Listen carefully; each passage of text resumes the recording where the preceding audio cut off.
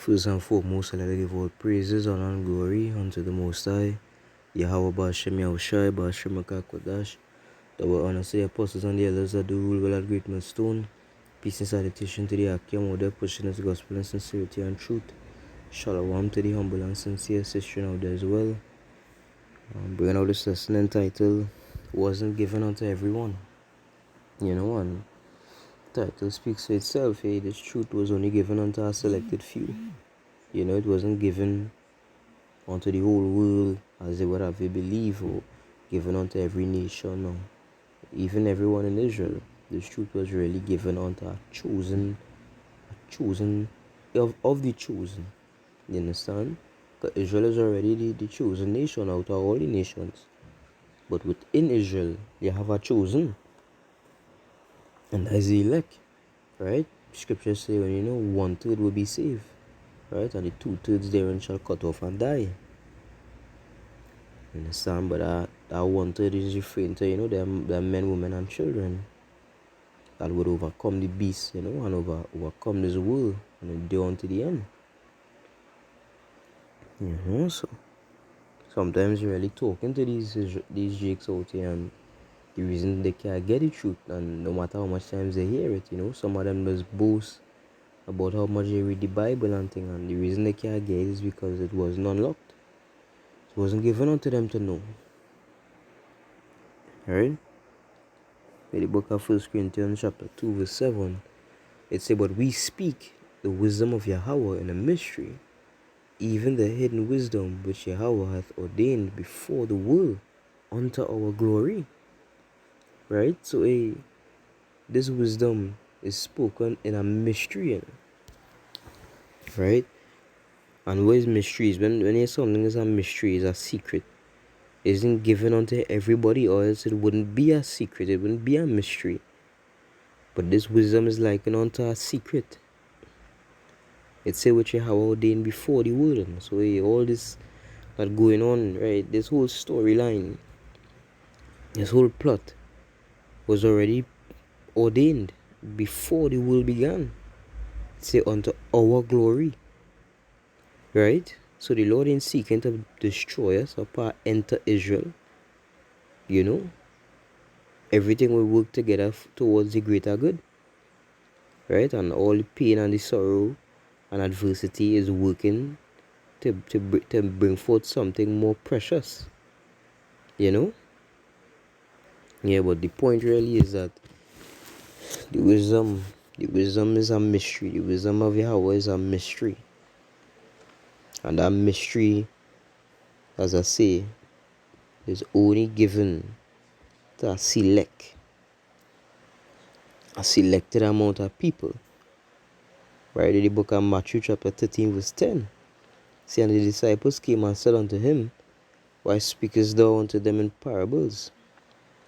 He answered and said unto them, Because it is given unto you to know the mysteries of the kingdom of heaven, but to them it is not given. You understand? So Yahushai used to speak in parables unto the disciples and unto everybody else. But the thing that he did different was that he broke down his parables in secret unto the disciples. And why? It said because it was given unto them to know the mysteries of the kingdom. Alright? The reason as to why we have the ability to go in the book of Revelation and understand, to go in the book of Daniel and Isaiah and all the other books, the reason that we could understand and know that we is the children of Israel, that we know who the names of our power, Yahweh and his son Yahushai, right? The reason we know, you could go in the book of Genesis and understand creation, all these things, right? You understand prophecy, you understand history. The reason you have faith and obedience and you know what is required of you to receive salvation and these things is because it was given unto you to know the mysteries of the kingdom of heaven. It was given unto you to have the understanding, and it say before the world began, right? So even before the foundations of the earth, that was that blessing and that gift and that destiny was already carved out for you. You just live in it. You understand? Just given unto us to know the mysteries of the kingdom of heaven. So even all Israel, even of them, it wasn't given. The tutors of our people, it was not given unto them. That is why they can't understand. No matter how much you try to put it in the brain, they just cannot understand. Because it wasn't made for them to understand just yet. They would get in the kingdom, but right now, they ain't chosen. The elect, right? Whoever the elect is, they are the ones that have their understanding. So like yeah, not just because they're going by Hebrew Israelites, however, mean that they had the understanding, because camps like IUIC would IUIC would tell you the mark of the beast. Instead of it being the RFID chip, which it actually is, they would tell you that it is Christianity, which makes no sense whatsoever. But they would tell you is um like Christianity and religion and shit like that. It just makes no sense. And then you look at GOCC would tell you the names of the Lord is a higher, higher, and that Edomites could be saved. You look at ISUPK saying that it's okay to take the devil's poison. So it was sent by the Lord, right? So not because they're going on that Israelite mean anything. But only the true worshippers of the Lord, the true elect, they are the ones that have this wisdom, knowledge, and understanding. And all these other camps, them just, I ain't saying it hard. They don't have camps out there that diligently seek after the Lord in truth. But you have a lot of them that don't.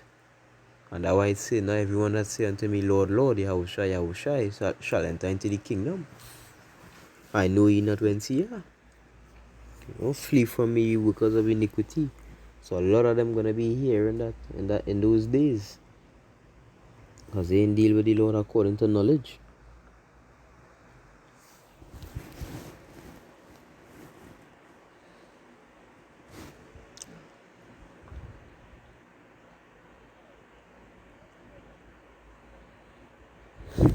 So okay, the book of Ezekiel chapter 11 verse 13.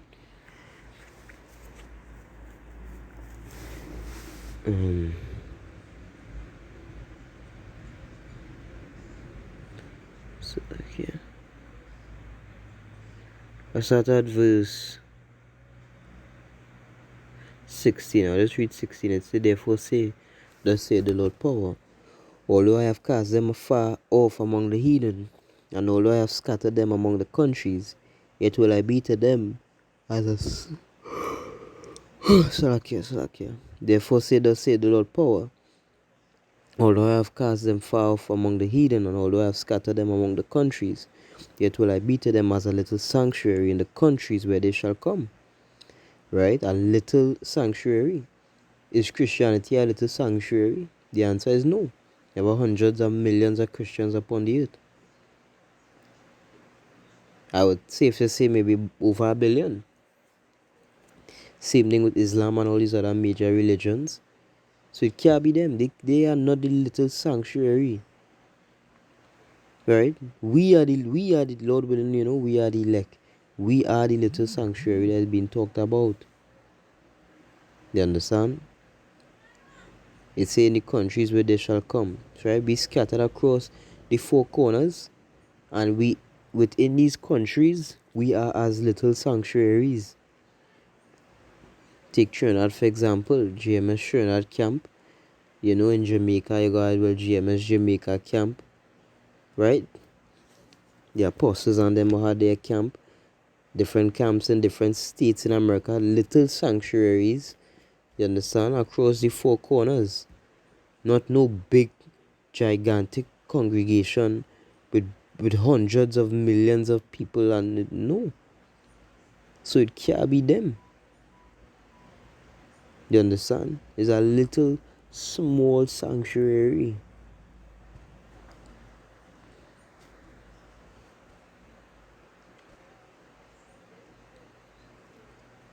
Alright, Isaiah 10 and 22. For though thy people Israel be as the sand of the sea, yet a remnant of them shall return, the consumption decreed shall overflow with righteousness. So it's true, yeah, Israel be as the sand of the sea, right? And hey, did I say, it has so much African Americans.